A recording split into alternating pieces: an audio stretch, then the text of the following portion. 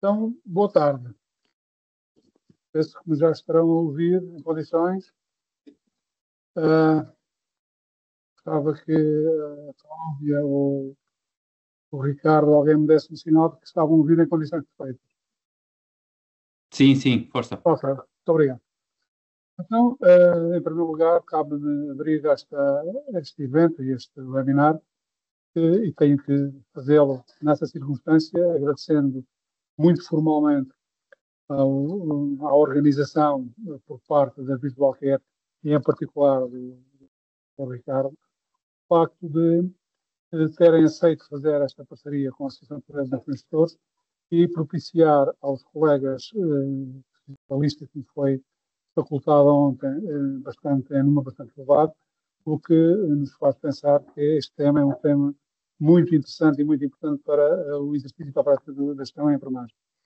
Eu vou passar de imediato a mero estudante e a mero apreciador e aprendiz da utilização destas ferramentas, tal como penso eu, a boa parte dos ouvintes e dos assistentes. É agradecer imenso à Cláudia pelo trabalho desenvolvido e, em particular, ao Daniel e ao Pedro e ao Ricardo, por favor, creio que quem vai começar esta primeira fase é o Ricardo, certo? Acho que se também É enganei. isso mesmo. E, portanto, deixar-vos a vocês que são os peritos nesta área, porque nós estamos curiosos de aprender qualquer coisa sobre isto. Obrigado imenso e até já, se for necessário. Bom trabalho, então. Muito obrigado, professor. Ahm, Começar por dizer que agradecer o convite que nos foi feito e na realidade isto é um cumprir de uma promessa que foi feita no último encontro que tivemos e portanto agradecer este convite e prometer partilhar alguma das coisas que a gente tem aprendido que julgamos que possam ser interessantes para os associados, em particular para as pessoas que estão hoje aqui. E esta sessão vai ser, digamos, realizada exatamente como tinha acabado de dizer, por duas pessoas, eu e o Daniel Rodrigues. Portanto, a sessão vão ser 2 dias. E em cada um dos dias vamos dividir em duas partes, portanto, vão ser 4 partes no total. Ah, Sendo eu uma pessoa mais com formação mais de informática e o Daniel um colega vosso com formação em enfermagem, a gente decidiu dividir desta forma, ficando eu com as partes mais iniciais e teóricas, se a gente quiser, e o Daniel fica aqui com a responsabilidade de fazer a parte mais divertida e mais prática convosco. Ah, Deixar desde já uma promessa, vamos fazer um intervalo por volta entre as 6h05 e as 6h10, mais ou menos, em que as pessoas podem esticar as pernas. Portanto, e será o momento em que eu passo a bola para o Daniel.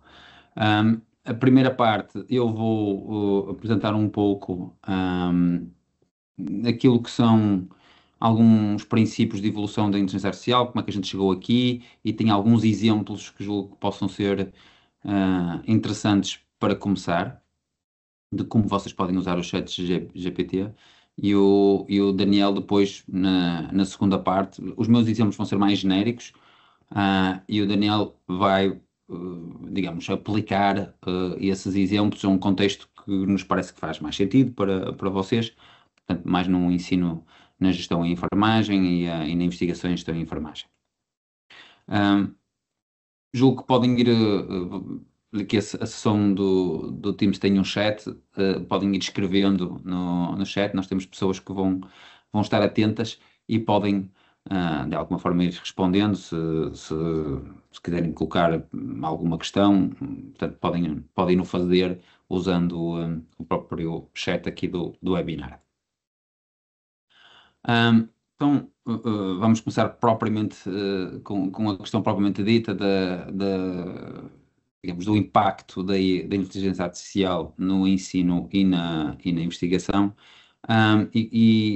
Queria uma primeira mensagem que vos queria passar é que, apesar de nos últimos 2 anos falar muito em inteligência artificial, e quando falamos em inteligência artificial tem-se tornado quase que um sinónimo de falar de inteligência artificial, o uso do ChatGPT ou do Gemini ou Copilot, que são assim, as ferramentas mais frequentes.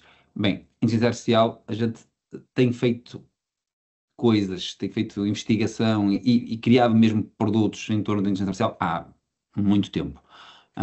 Normalmente até vos posso dizer que as pessoas que estão mais ligadas à inteligência artificial ficam um pouco incomodadas em por só se falar agora tanto.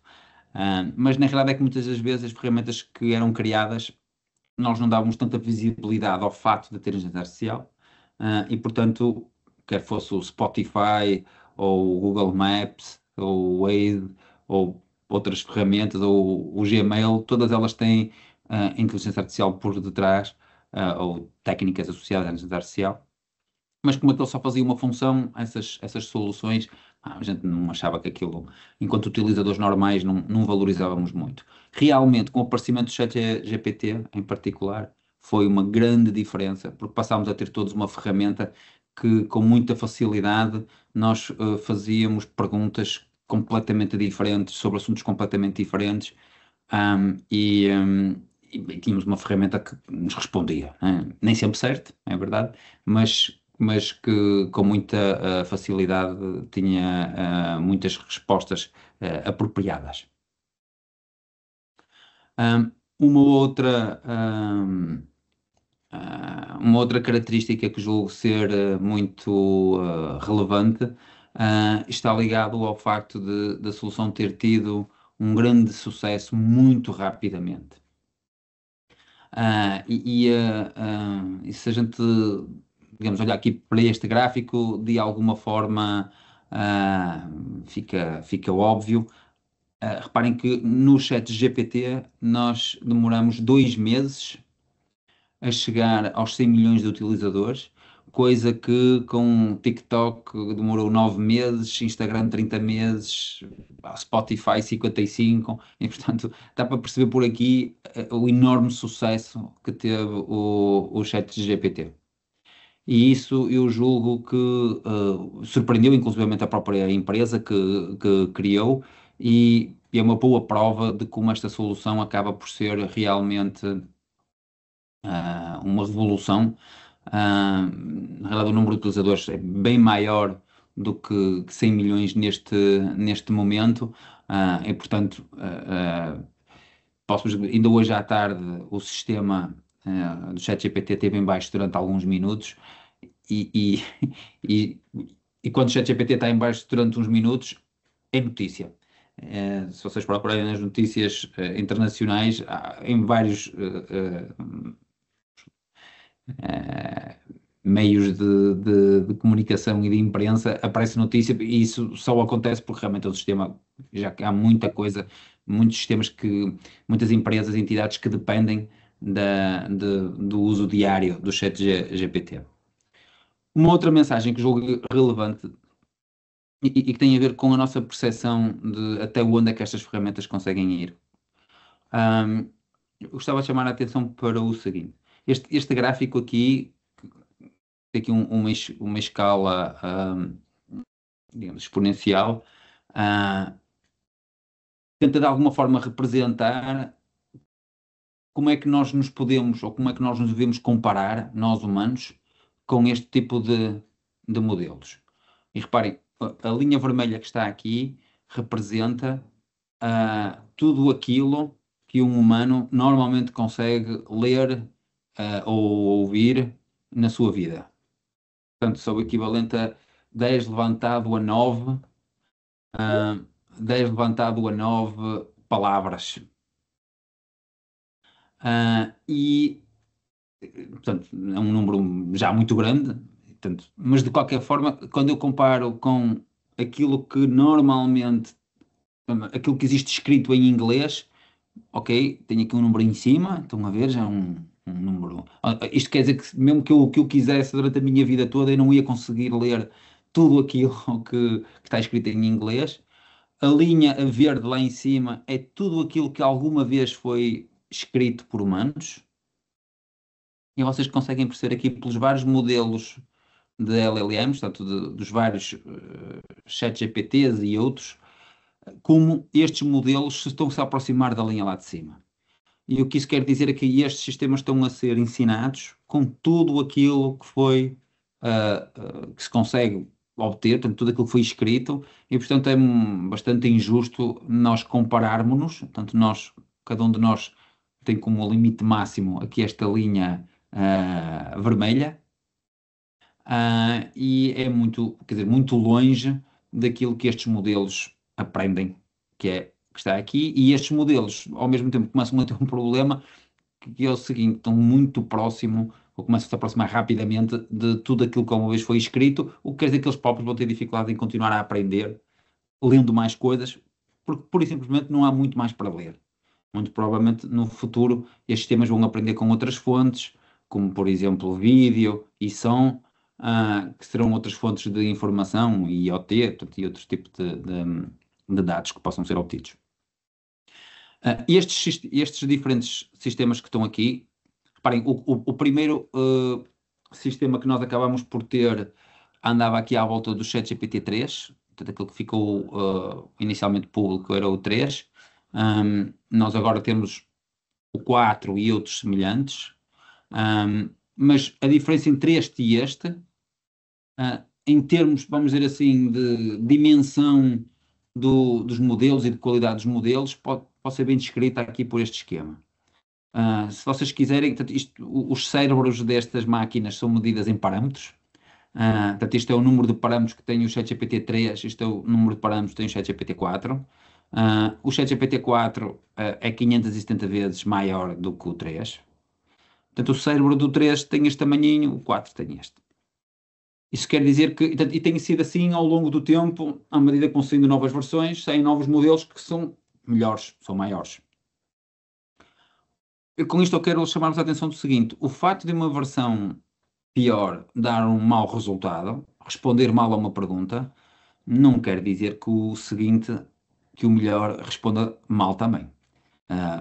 Aqui pelo tamanho do cérebro a gente consegue perceber que a capacidade de um e do outro é bastante diferente. Portanto, não fiquem, digamos, resignados ao facto de uma versão não ser tão boa quanto as vossas expectativas, porque é normal que existem outras versões que sejam capazes de responder bem. Ok, e quantos sistemas destes é que existem? Nós chamamos a isto, cada uma destes modelos, uma LLM, uma Large Language Model. Portanto, o ChatGPT que nós usamos tem lá 4 ou 5 modelos disponíveis, 4 ou 5 destas LLMs. Ok, mas quantas é que existem? Bem, na realidade, existem sujeitos que fazem listas e mantêm isto.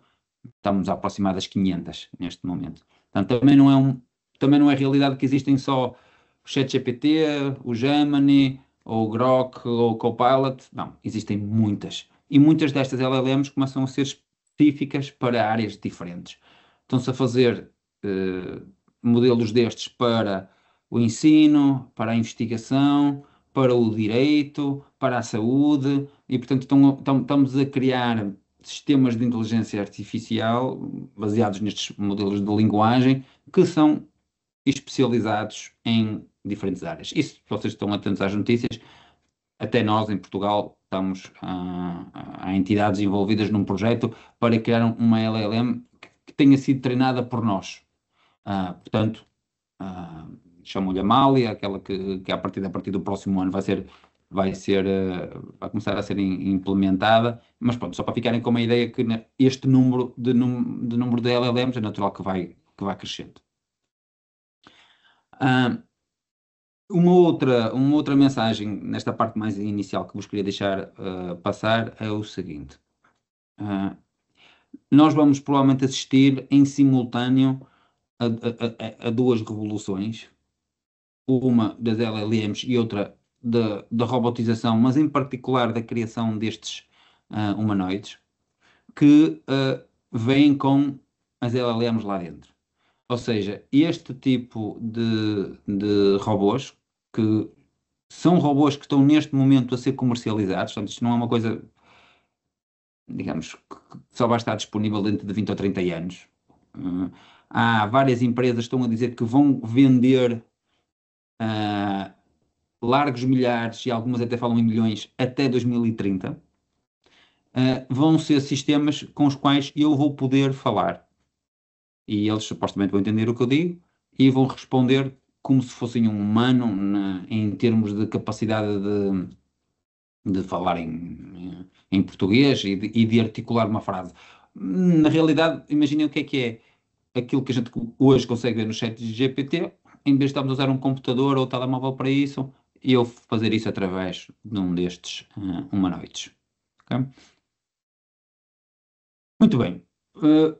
Voltando outra vez à questão do chat GPT, eu vou-vos dar agora uma série de indicações, de instruções sobre como é que vocês podem usar o chat, quem ainda não tiver, digamos, esse hábito, e portanto, e nestas sessões, os exercícios, os exemplos vão sendo, a gente vai complicando à medida que vai andando, e portanto, e a ideia é que vocês vão, alguns destes exercícios, se conseguirem estar, por exemplo, com o telemóvel ao lado ou com o computador ao lado, ah, a repetir, podem não fazer, ou então mais tarde voltar a rever e, portanto, e nesse processo treinarem vocês próprios, porque julgamos que era mais interessante para vocês se o fizessem.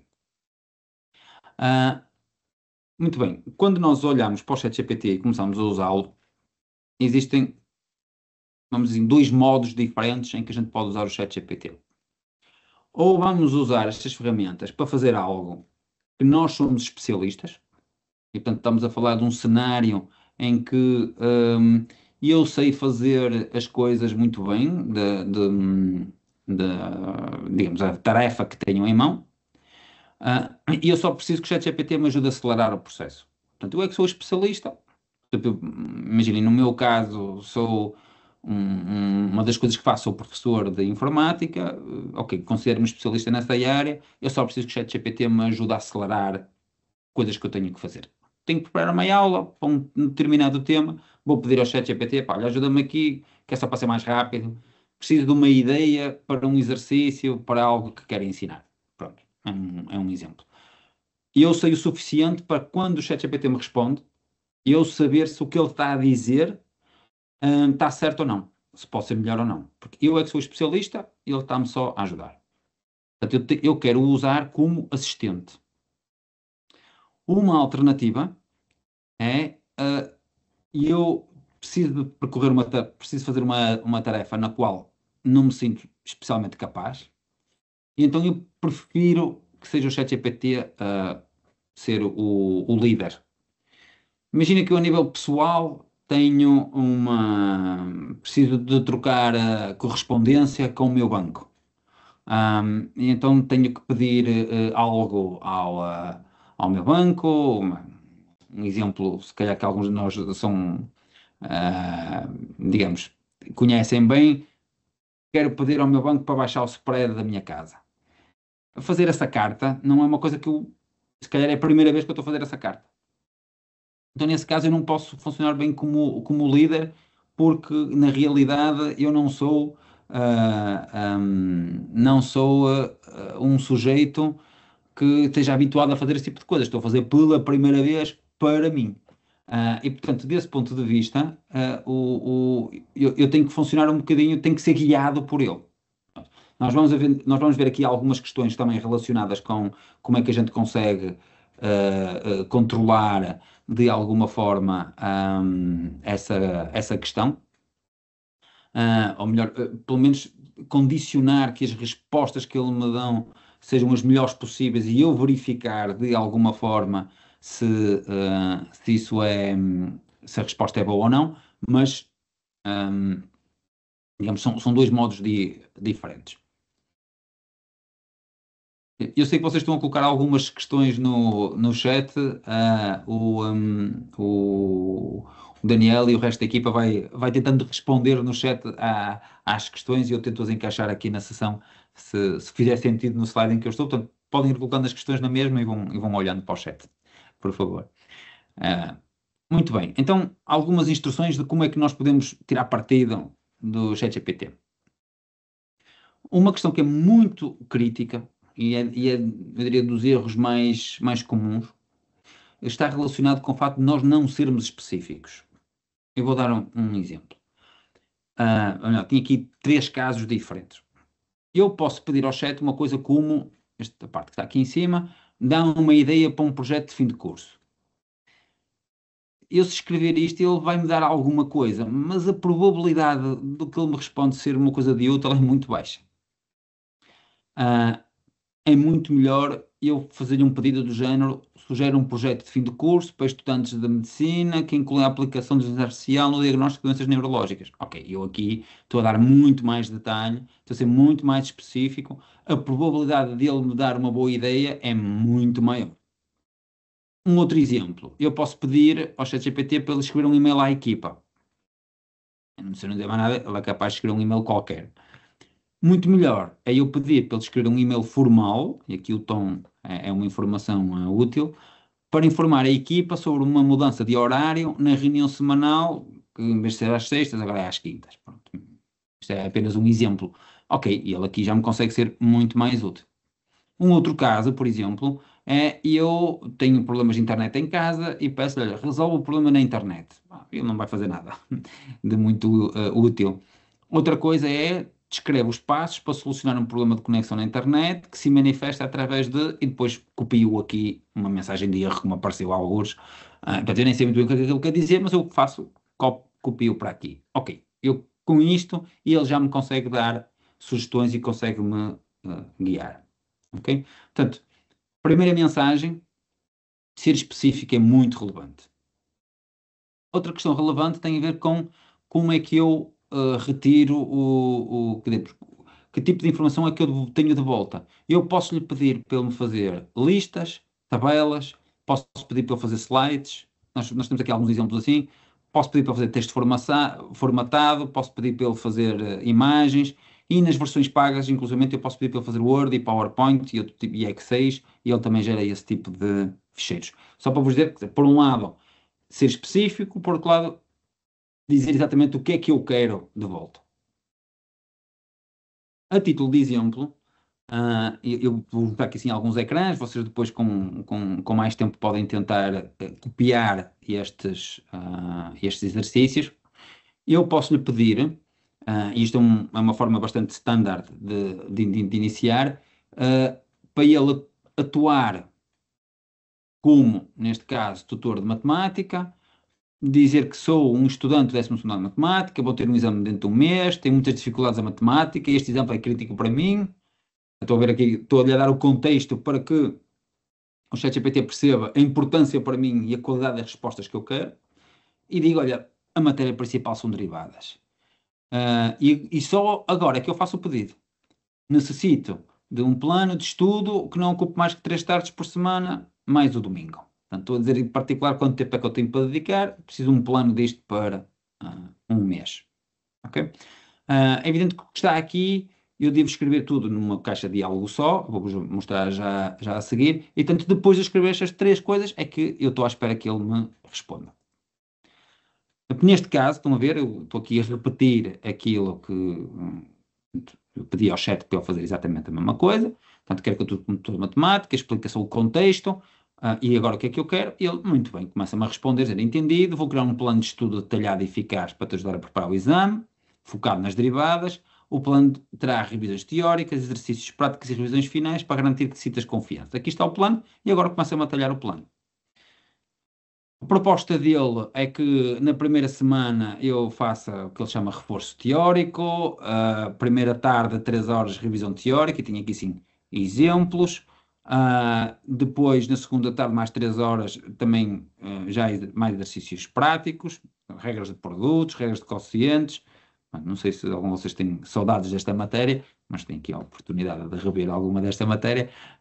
Mas o que importa aqui, e isto é só um exercício, é perceber que ele tendo a noção da matéria, eu não disse muita coisa, mas tendo então a noção do que é que seria a partida dado em matemática neste ano, foi dividindo os tópicos pelas várias semanas e pelas várias tardes em cada uma das semanas. Portanto, é um exemplo em como eu posso usar o ChatGPT apenas para ajudar-me a fazer planeamento. Eu podia fazer exatamente a mesma pergunta para enfermagem. Portanto, quero que atues como tutor de enfermagem, sou um aluno do primeiro ano, vou ter uma avaliação, portanto, exatamente a mesma coisa.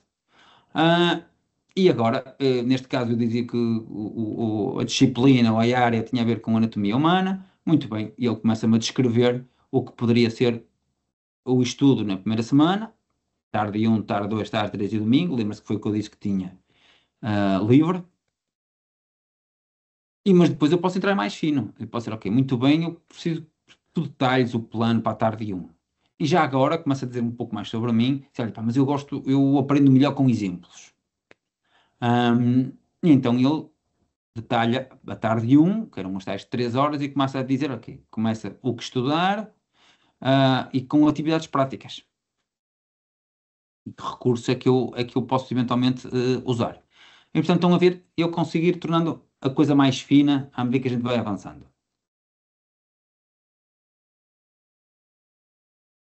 Posso pedir também para ele me fazer testes para perceber se eu sei a matéria ou não.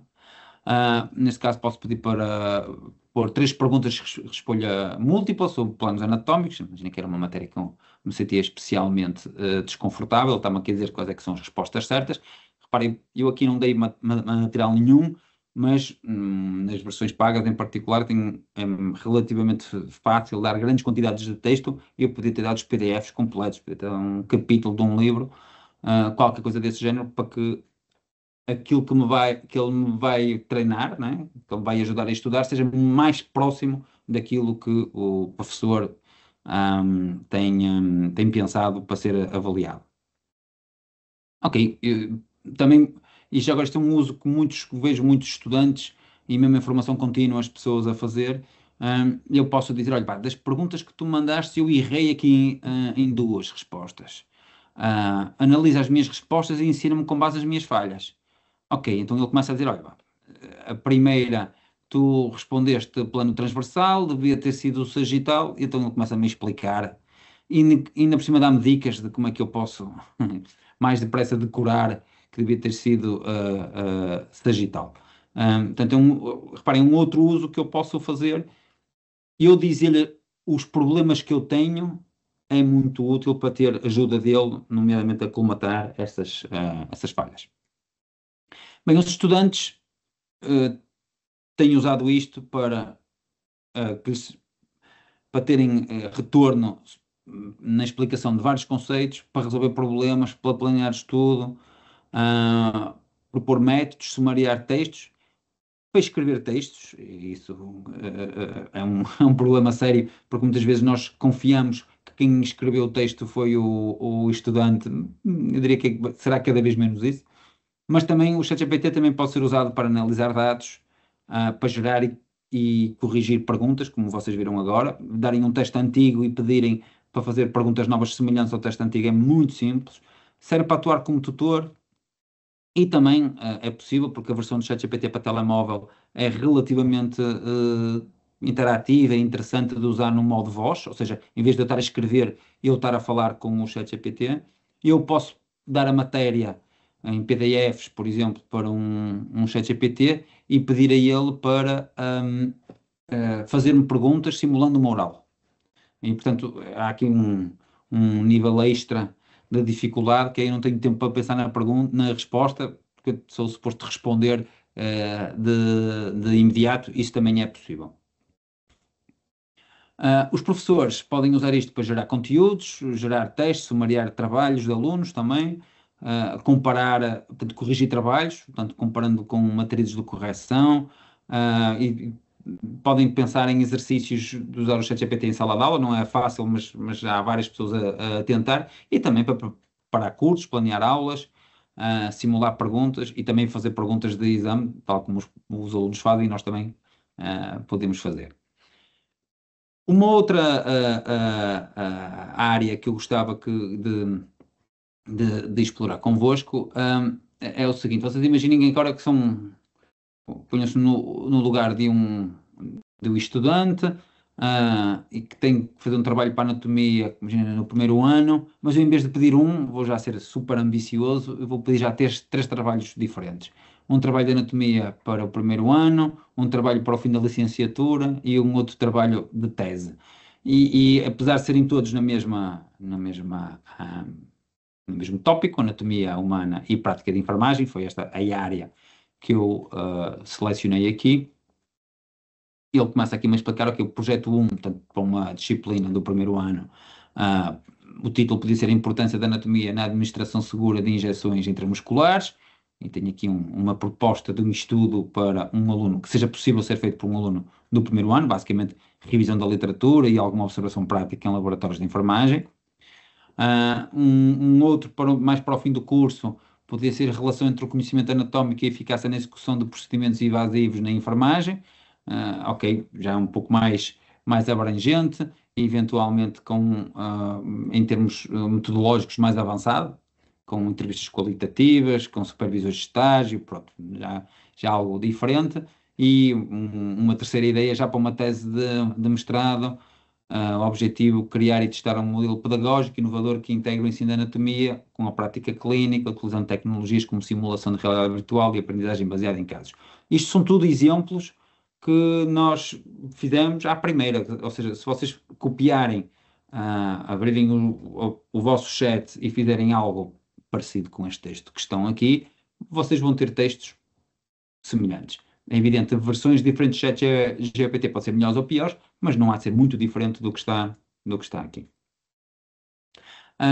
Ora bem, este tipo de exercício eu posso levá-lo mais à frente. Ou seja, reparem, ele propôs-me trabalhos e eu agora posso dizer, ok, eu agora quero olhar só para o trabalho da tese e eu quero um abstract estruturado para trabalho de tese, apresentando resultados esperados em vez de resultados. Ou seja, era como se eu estivesse a fazer um abstract e que me descrevesse então o que seria uma proposta. E vocês podem ver aqui o resultado. Ele pegou naquele tópico que ele próprio propôs de tese de mestrado, desenvolvimento de um modelo de ensino integrado na anatomia aplicada ah, à prática clínica e enfermagem, escreve uma introdução, escreve uns objetivos, metodologia, escreve resultados esperados e conclusão. E por aqui a gente consegue perceber que fazer um abstract num formato semelhante a um artigo científico, pá, para ele é relativamente simples.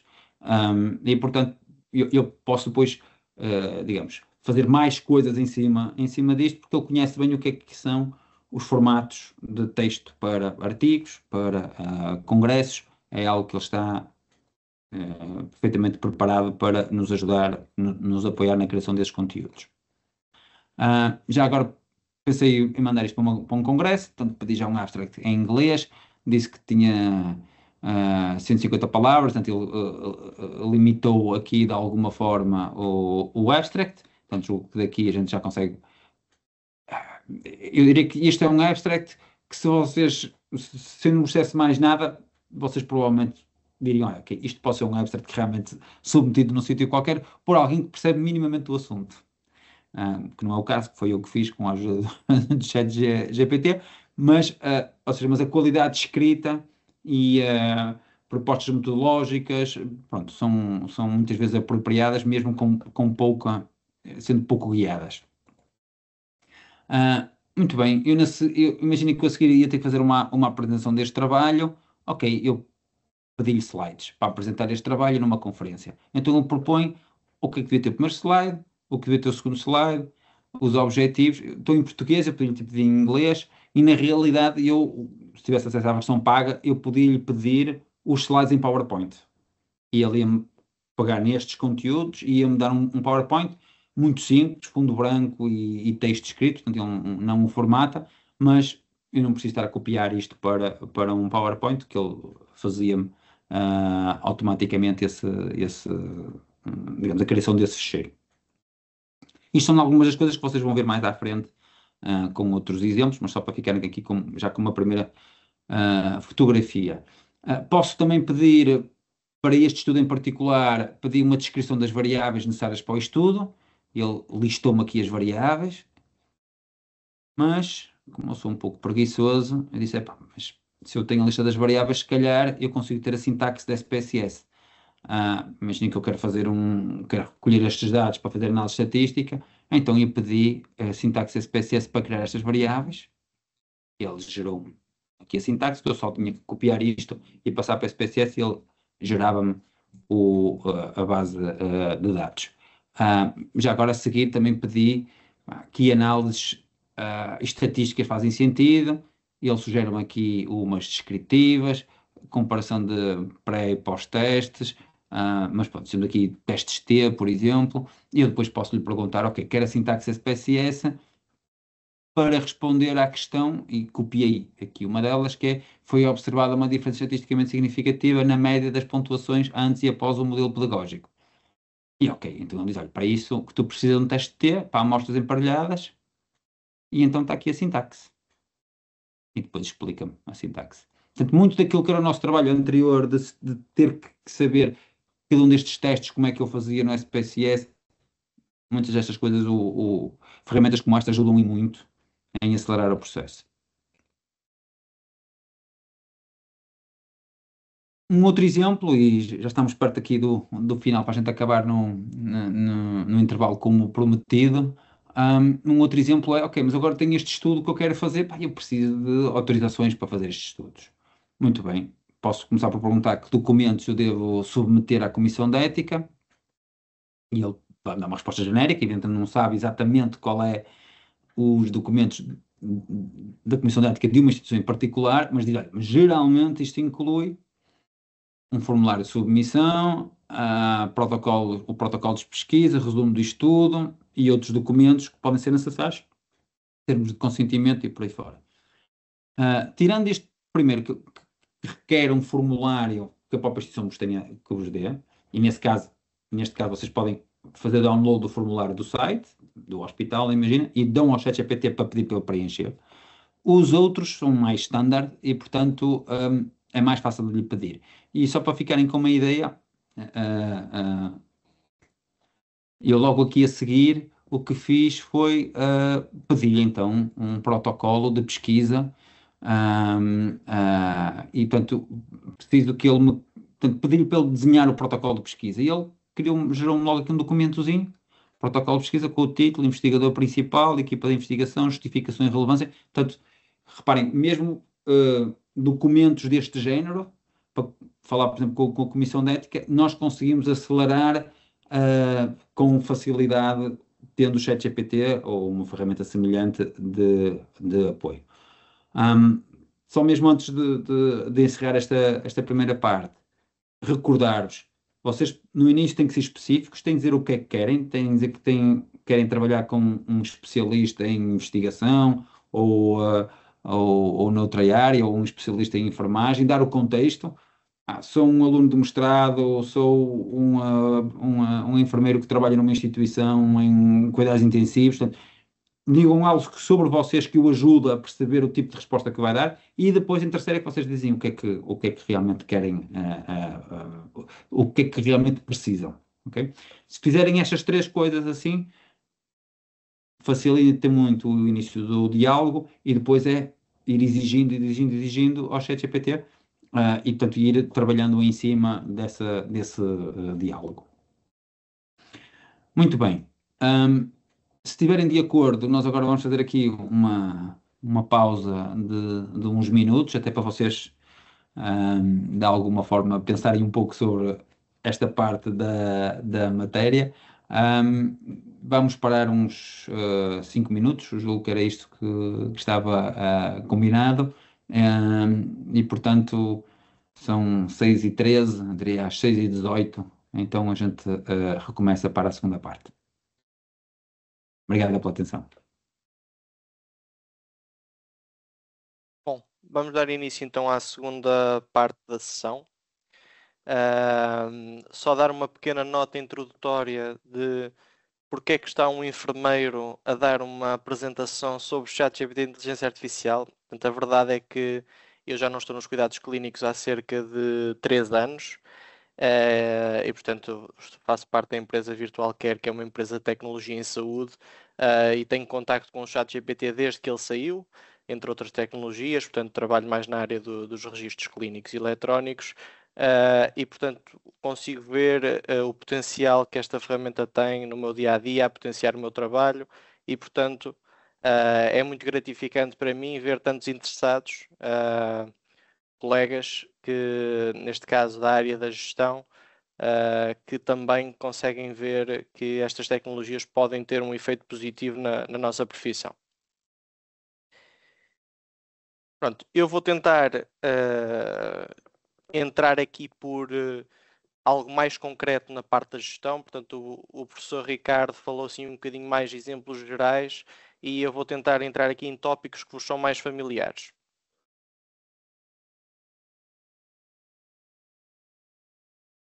Eu primeiro, não sendo eu da área da gestão em enfermagem, decidi perguntar ao chat quais é que são os maiores desafios neste momento da gestão em enfermagem. Pedi-lhe também para ele ser sucinto, senão ele ia fazer aqui um texto muito grande e precisava de entender rapidamente quais é que eram os desafios. Ele disse-me então gestão de recursos humanos, qualidade e segurança dos cuidados, sustentabilidade financeira, digitalização e o bem-estar dos profissionais. Ok? Pareceu-me bem, vocês saberão melhor, mas diria que se estes não são os 5 maiores, são 5 dos desafios da gestão em enfermagem.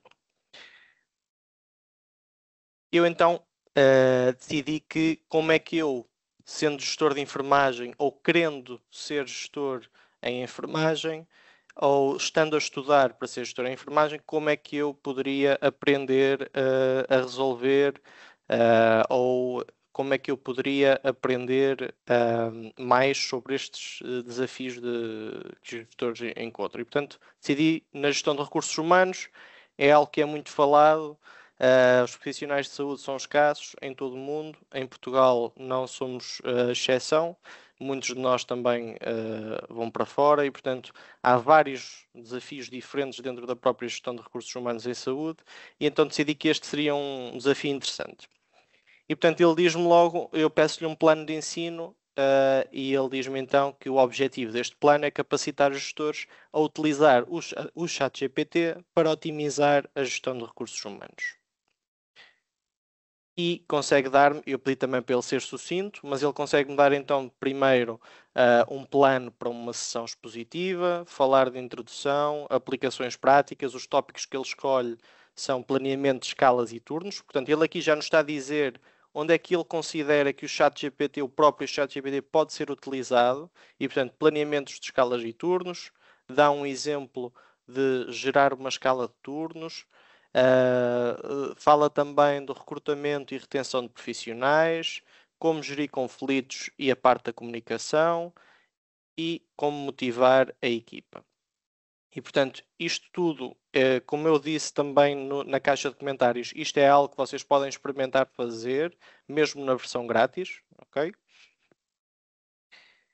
Sugere também um exercício prático em que os participantes, poderiam ser vocês, tentam aplicar o ChatGPT a um problema real da unidade onde trabalham e depois uma discussão de grupo sobre as respostas geradas e algumas reflexões finais.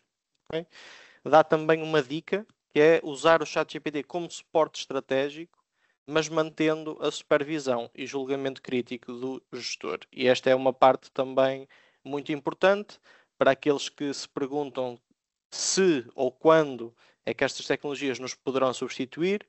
A verdade é que ninguém sabe, mas neste momento ainda somos uma parte importante e o que eu gostava de salientar é que aprendermos sobre isto, como é que isto pode ser utilizado no nosso dia a dia ou no nosso trabalho, vai ajudar-nos a potenciar. E neste momento não nos consegue substituir, talvez para algumas tarefas, poucas, mas consegue sem dúvida potenciar-nos. E quanto mais vocês experimentarem e utilizarem, mais vão ter percepção do que é que ele é capaz de fazer e o que é que não é capaz de fazer.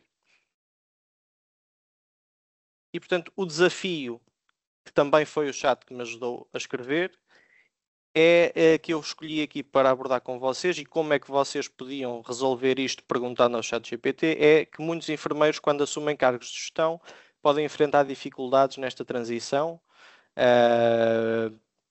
uma vez que gerir equipas, usar os recursos eficientemente são grandes desafios. E os métodos tradicionais de ensino,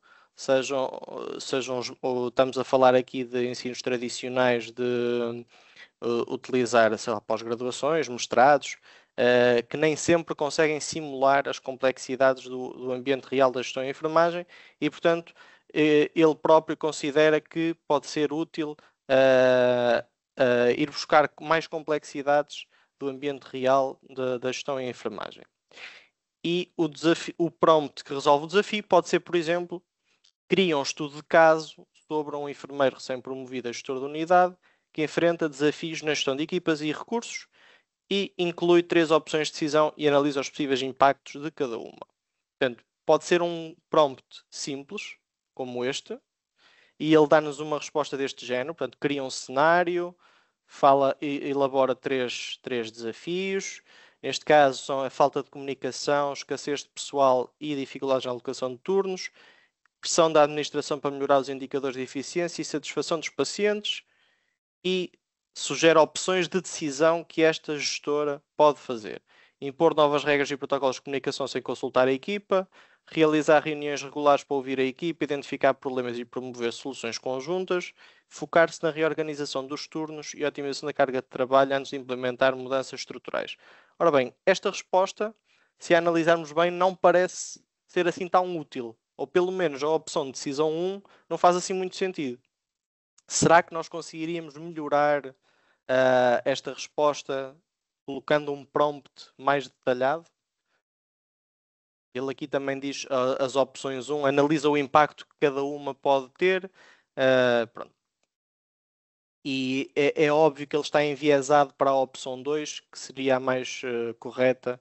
E, portanto, não são opções para ser todas tomadas, mas sim aqui uma escolha que não é bem o pretendido. Okay? E, portanto, se nós tivermos um prompt mais detalhado, o que foi acrescentado aqui, no fundo, é algo mais descritivo, pelo apresentar 3 opções de decisão que o enfermeiro pode considerar, para cada opção analisar os impactos positivos e negativos, como é que isso afetaria a equipa, os cuidados ao paciente e a eficiência. E, portanto, o facto é que o prompt mais detalhado elabora na mesma os desafios. No entanto, são na mesma semelhantes, portanto, motivação da equipa, alocação de recursos, isso manteve-se. No entanto, tem um bocadinho mais de detalhe e os impactos positivos, negativos e as opções de decisão são muito mais detalhadas e poderiam efetivamente ajudar. Okay? Neste caso, implementar reuniões semanais de feedback contínuo para melhorar a comunicação interna, criar um espaço para discutir problemas e alinhar expectativas, criar um programa de reconhecimento e incentivo, reavaliar a alocação de recursos e a negociação com a administração. E, portanto, isto é algo que depois também vocês podem explorar, mas a lição que eu queria que vocês levassem daqui é não fiquem desiludidos se a primeira resposta dele não for o que vocês pretendem, ok? Tentem detalhar mais, tentem usar aquelas premissas que o professor Ricardo falou inicialmente, até definir um role para ele, se ele é um tutor, se ele é um especialista, e detalhar o máximo possível. Quanto mais informação vocês lhe derem, a partir da resposta também será melhor. Queria agora falar-vos um bocadinho. Nós na Virtual Care temos um produto para o ensino em enfermagem e estamos a aplicar ou estamos a desenvolver, portanto isto não está em produção, ainda está em desenvolvimento, mas estamos a utilizar este tipo de tecnologias como o ChatGPT ou semelhantes, portanto Large Language Models, no ensino em enfermagem. E nós pensamos em 2 casos de uso. O primeiro seria na criação de casos clínicos, ok? Neste caso, isto é um desenho, portanto é um mock-up, um exemplo. Este é um screenshot da plataforma e depois conseguimos introduzir elementos visuais. E, portanto, podemos selecionar, criar casos de várias especialidades de enfermagem, por exemplo, enfermagem médico-cirúrgica. Podemos selecionar ainda, no caso da médico-cirúrgica, onde é que o paciente se encontra, portanto, se está em situação, por exemplo, perioperatória. E o que este modelo, no fundo, pode fazer é criar um caso, decidir qual é a designação, o cenário, sexo e data de nascimento automaticamente. ok? Portanto, isto já está criado, falta integrar na plataforma e depois entrar em produção, mas é algo que estes modelos podem fazer facilmente, ou seja, criar casos clínicos. Isto exigiu um treino antes, portanto, já com casos clínicos criados por humanos para treinar o modelo, mas é algo que eles conseguem fazer muito bem.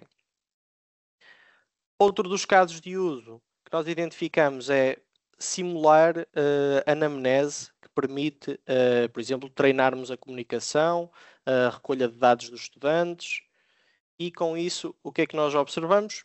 Isto é uma conversa, portanto, também na plataforma, mas já real. Portanto, as respostas são reais e o próprio modelo consegue simular que é um doente. E neste caso temos uma conversa que diz: bom dia, enfermeiro, sou o Carlos Santos, sinto-me um pouco cansado, alguma dificuldade em respirar, estou a usar a máscara de oxigênio como me indicaram. Há mais alguma coisa que gostaria de verificar? Pois o próprio estudante pode responder: sou enfermeiro, vou estar consigo, este é um doente cirúrgico, cardíaco, e portanto é normal sentir-se cansado após a cirurgia, vamos avaliar os seus sinais vitais, ver se está tudo bem. Estes próprios modelos conseguem simular avaliações, por exemplo, de sinais vitais, neste caso avaliação de tensão arterial, e ele devolve com um valor. O mesmo, por exemplo, para a saturação de O2, com referência à oxigenoterapia que o doente está a fazer. Depois, o próprio estudante, o enfermeiro estudante, pode explorar um bocadinho mais sintomas, treinar este tipo de recolha de dados, portanto, explorar a dificuldade respiratória, o detalhe dos sintomas, se consegue tossir.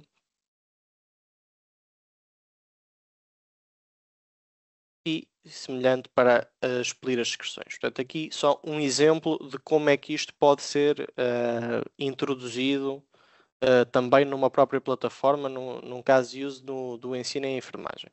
Okay? Se forem tendo alguma questão ou alguma dúvida, vão colocando que depois posso responder no final, e queria também deixar uns minutinhos para podermos ter alguma discussão.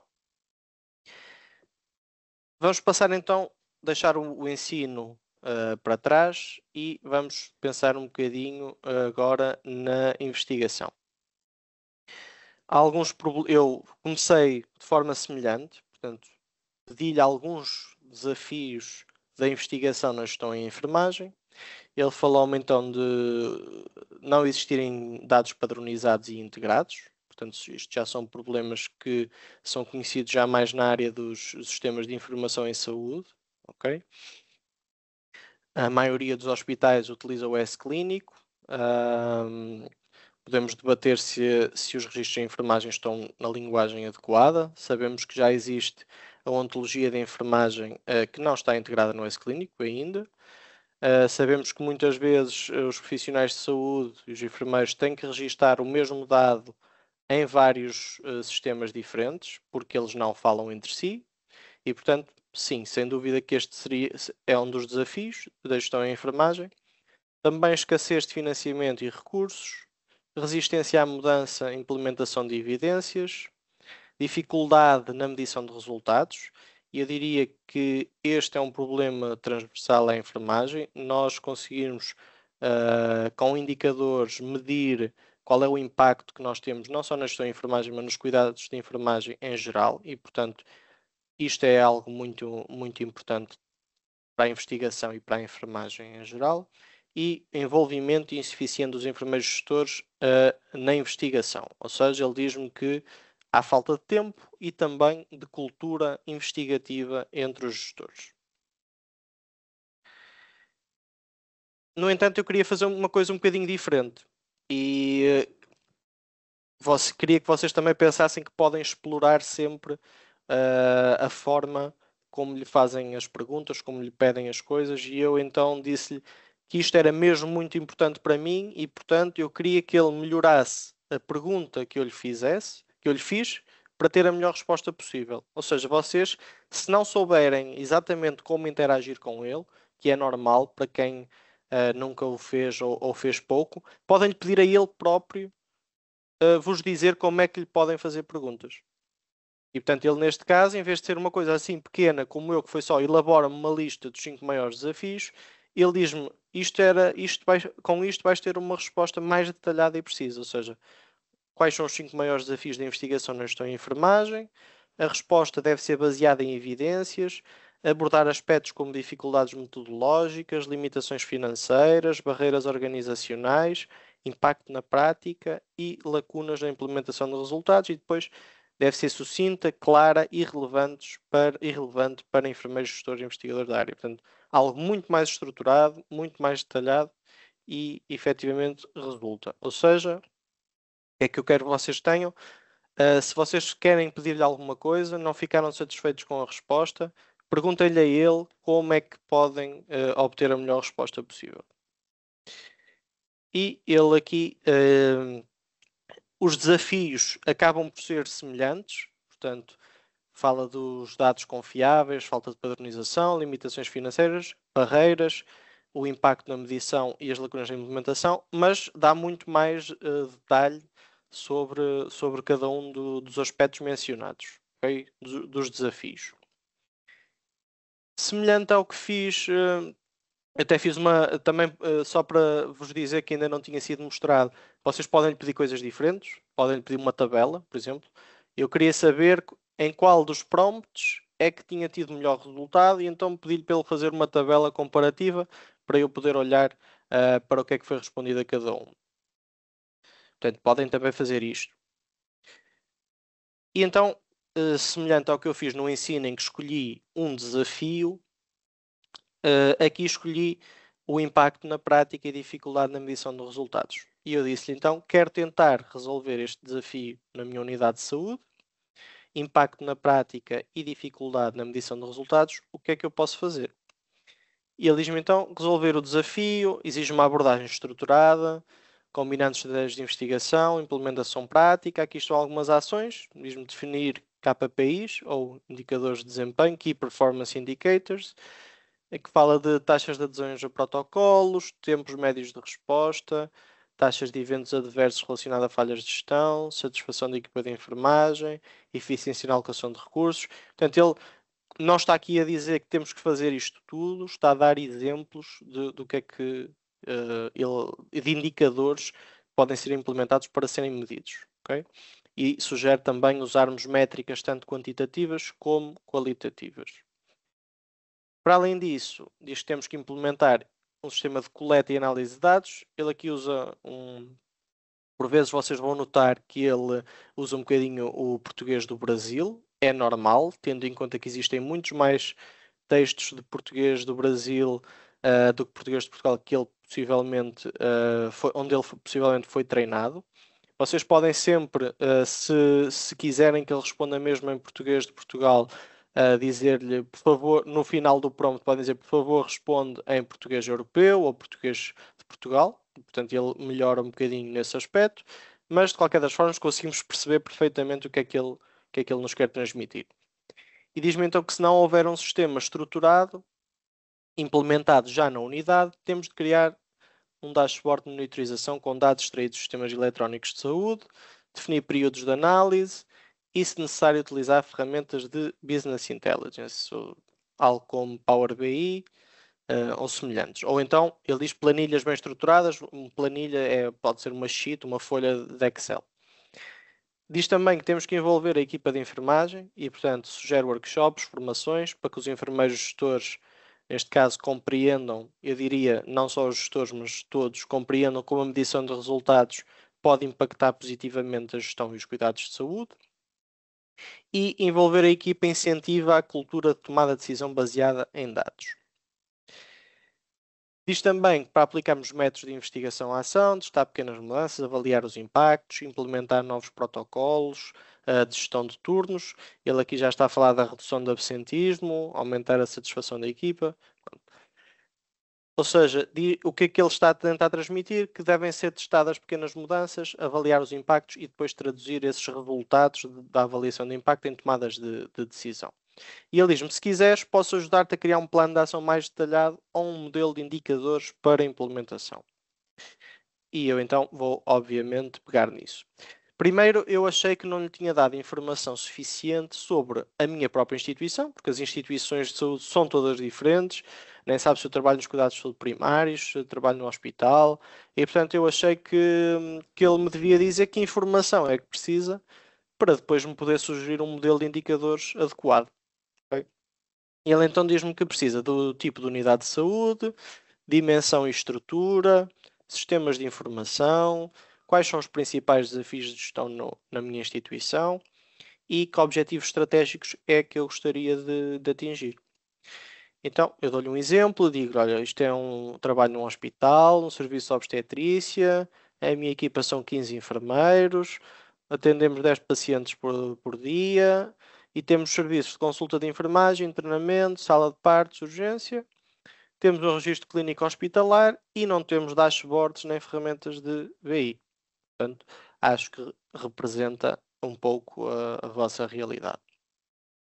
Os desafios, ou melhor, os principais desafios de gestão então é a carga de trabalho e a segurança do paciente, e eu quero melhorar a eficiência, a segurança, a qualidade assistencial e a satisfação da equipa. E ele então diz-me qual é o modelo de indicadores já adaptado para o serviço de obstetrícia que eu escolhi, com os tópicos de eficiência, de segurança, de qualidade assistencial que eu lhe falei. E portanto ele dá sempre exemplos, ok? Se calhar muitos deles não fazem sentido para vocês, ou até para o próprio serviço, portanto ele também pode errar, mas se vocês estiverem a ter uma conversa com ele, vocês é que são os especialistas e portanto vocês conseguem perceber rapidamente se a resposta que ele vos está a dar faz sentido ou não e podem pedir-lhe para mudar. Podem lhe dizer, olha, mas os indicadores de eficiência devem incidir noutros temas, quero 10 indicadores de eficiência em vez de 3, muda este indicador, elimina este, e, portanto, podem fazer todo esse tipo de personalização com o próprio chat. Os indicadores então de eficiência, ele sugere taxas de ocupações, tempos médios de atendimento, reencaminhamentos inadequados. Nem sei muito bem o que é que quer dizer com isto, mas podemos sempre pedir-lhe para explicar.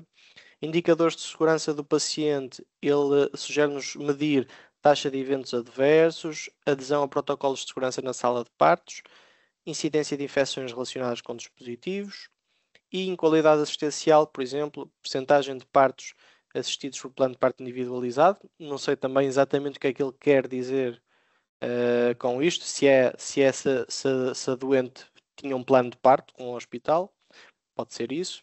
Taxa de aleitamento materno na alta, ou seja, em aleitamento exclusivo na alta, e percentagem de atendimentos na consulta de enfermagem segundo protocolos estabelecidos. Uma coisa importante aqui é que o que eu consigo reparar é que ele efetivamente conseguiu ir buscar algumas áreas que são importantes para os enfermeiros, nomeadamente o aleitamento e até os próprios planos de parto e protocolos de segurança na sala de partos. Portanto, ele consegue, apesar de ser um modelo generalista, portanto, isto não, ele não é, o ChatGPT não é treinado especificamente para a saúde, mas tem conhecimento sobre todos os temas e consegue ter até, como podemos ver, alguma percepção. Ele sabe que estamos a falar de enfermagem e ir buscar alguns temas importantes para os enfermeiros. E diz-nos então, após elaborar este modelo de indicadores, quais são os próximos passos que devíamos fazer. Temos de definir um método de colheita de dados, de recolha de dados. Portanto, inicialmente ele diz-nos que podemos ir tentar buscar manualmente alguns dados aos registros clínicos e registar em planilhas para uma análise inicial. Criar relatórios periódicos, ou seja, mensalmente ou trimestralmente vamos ter que fazer esta recolha e acompanhar como é que as coisas estão a correr, como é que os indicadores estão a evoluir. Discutir os resultados com a equipa, ou seja, não é só ir buscar os dados e analisá-los, mas sim também discutir com a equipa como é que as coisas estão a correr e ajustar processos do que for necessário melhorar. E futuramente ele diz criar dashboards simples, portanto o Excel é uma ferramenta que também pode ajudar a visualizar os dados. Portanto, não precisam de algo mais complexo do que o próprio Microsoft Excel. E ele diz-me então, se quiseres, posso ajudar a estruturar uma planilha modelo para começar a recolher os dados. E eu peço-lhe então para ele fazer essa planilha. Ele, na versão paga, ele dá-vos mesmo um Excel, ok? Mas vocês podem, na versão grátis, pedir-lhe para ele simplesmente fazer uma tabela e apresentar-vos a tabela, e não tem que ser um Excel. E eu pedi-lhe 10 exemplos de registros dos indicadores. O que é que ele nos colocou aqui? Portanto, eu não lhe especifiquei se queria uma data, se queria 2 datas, eu pedi-lhe 10 exemplos de registros dos indicadores que ele indicou. O que ele fez foi, colocou 2 datas para mostrar alguma evolução e elegeu 5 indicadores e, portanto, temos indicadores recolhidos a 1 de janeiro e a 1 de fevereiro. Decidiu um valor e conseguiu definir as unidades, portanto, pôs percentagem, o tempo médio de atendimento em minutos, os restantes são todos percentagens. Colocou um valor que conseguiu calcular, colocou qual deveria ser a meta em percentagem ou minutos para esse valor, onde é que foi buscar o dado e observações. Portanto, isto foi algo que ele decidiu sozinho. Portanto, eu não lhe disse que tinha que ter estas variáveis. E conseguimos ver que ele, por exemplo, isto é só obviamente um exemplo, mas as observações ele vai relatando o que é que aconteceu, se o valor está acima do esperado, se está abaixo da meta, se houve uma boa adesão dos protocolos, se houve uma redução do tempo médio de atendimento, se houve uma redução no absentismo. E portanto, isto, de forma geral, era o que eu vos queria transmitir. Podemos discutir agora durante 15 minutos, 10, 15 minutos, ou até um bocadinho mais se vocês quiserem. Dúvidas que vocês tenham, outros desafios reais que vocês tenham, que queiram que nós falemos na próxima sessão, que é dia 30 à mesma hora. Ainda se podem inscrever caso ainda não tenham feito. E abriria agora o palco para perguntas. Eu não sei se a Cláudia ou o Pedro podem partilhar a apresentação para eu poder ver o chat. E vocês ficarem aqui com esta imagem.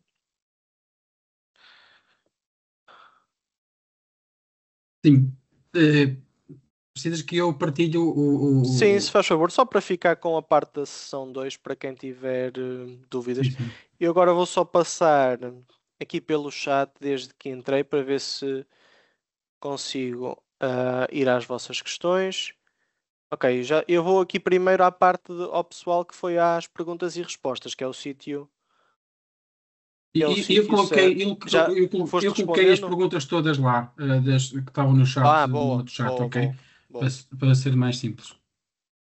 Okay. Nuno Simões diz-me: existem bots treinados e pré-configurados com API para bases de dados da saúde e enfermagem. Ok. Penso que isto não seja uma dúvida, mas sim. Portanto, admito que sim. Portanto, é fácil ir buscar dados das bases de dados de saúde que são abertas, como a PubMed, e portanto é possível treinar estes modelos localmente até. Portanto, o ChatGPT está nos servidores da empresa, né, que nós sabemos, nos Estados Unidos, mas nós podemos, e aquilo que nós usamos na Virtual Care, no exemplo que eu demonstrei da E4 Nursing, é uma máquina local que nós temos, que tem capacidade de ter estes modelos e de treinar estes modelos. Benefícios de utilizar o ChatGPT no desktop, por exemplo, através do Anything LLM, certo? É um bocadinho no sentido do que eu estava a dizer. Portanto, nós por acaso não usamos o Anything LLM, já experimentámos também.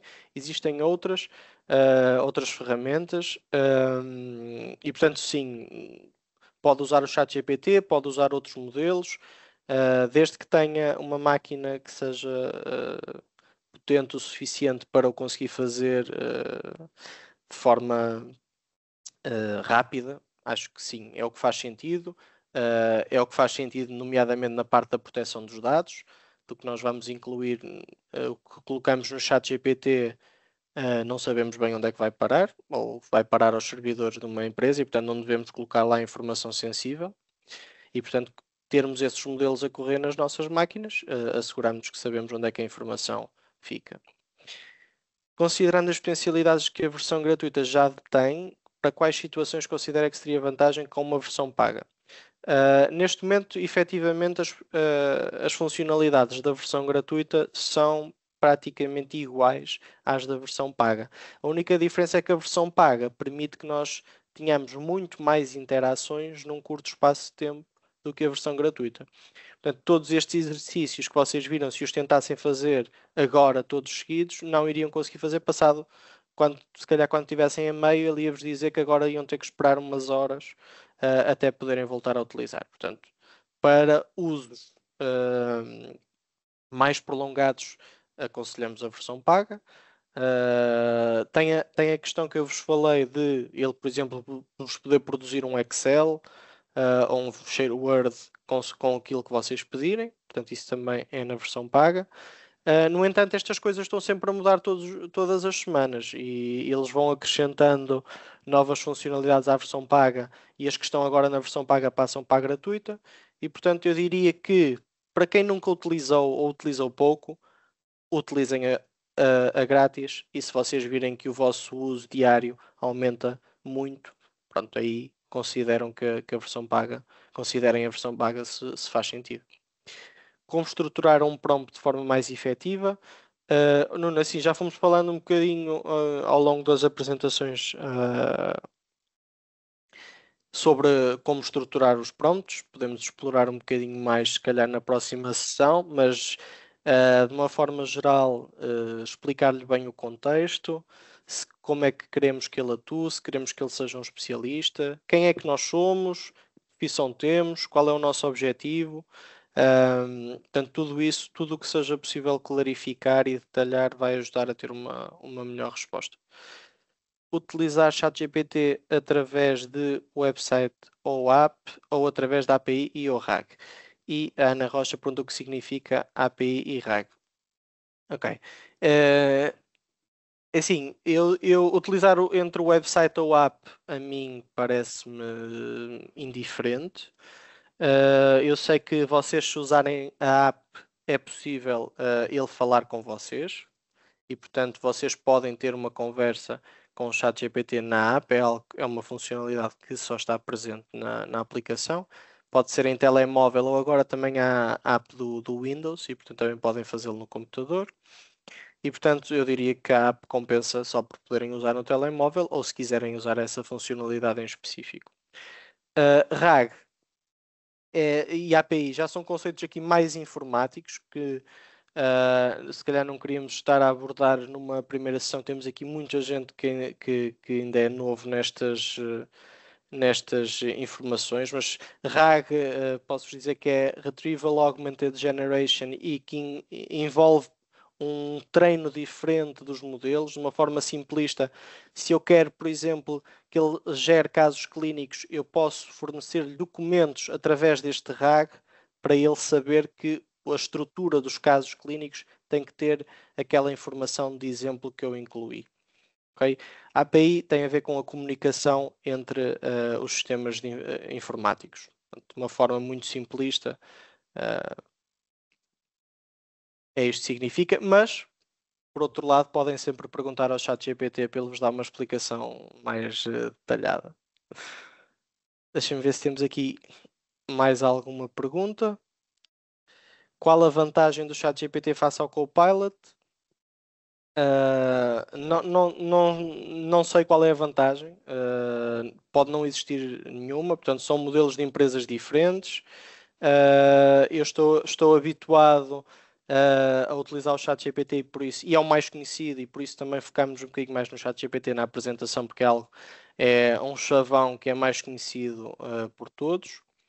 Mas existem outros modelos e vocês podem explorar o Gemini, o próprio Copilot, o Grok, que é da X, e portanto isso podem explorar todos. Não vos sei dizer qual é a vantagem.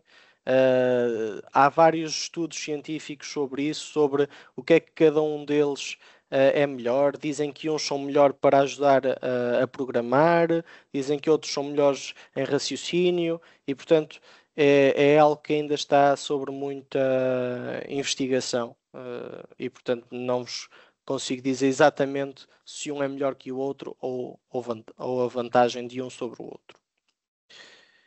Deixa-me só ver se temos aqui mais alguma pergunta. ChatGPT versus modelos open source, Llama, por exemplo. A experiência que nós temos com o Llama é bastante boa e até é o modelo que nós temos por detrás do gerador de casos clínicos, é um dos Llama. E, portanto, sim, efetivamente os modelos open source, como o Llama, que é da Meta, são igualmente bons. E, portanto, estão sempre a sair novos modelos, cada vez são melhores. E pronto, quem está atento e segue estas tecnologias sabe disso e pode ir experimentando. Mas eu diria que é a mesma discussão de quais são as vantagens de um sobre o outro. Acho que vai depender um bocadinho da função que queremos. Okay.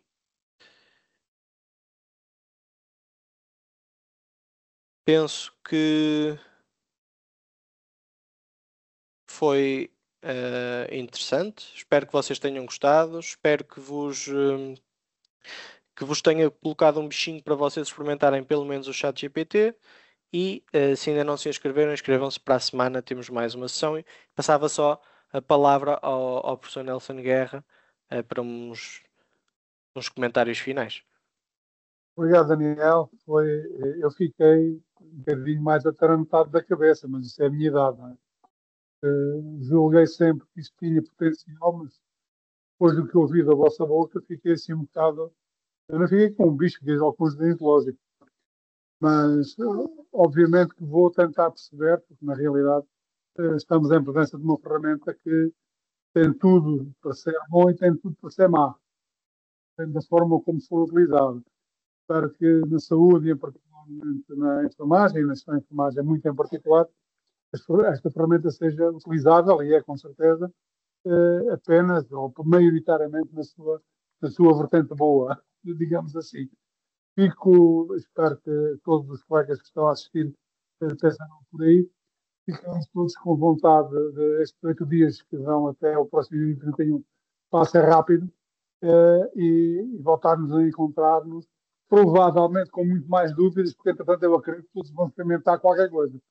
E a partir do momento em que se vai experimentar, vai se encontrar as dúvidas. Resta-me agradecer a todos a parceria com a Virtual Care. Um abraço grande e até 2 dias. Muito obrigado a todos. Obrigado. Obrigado a todos.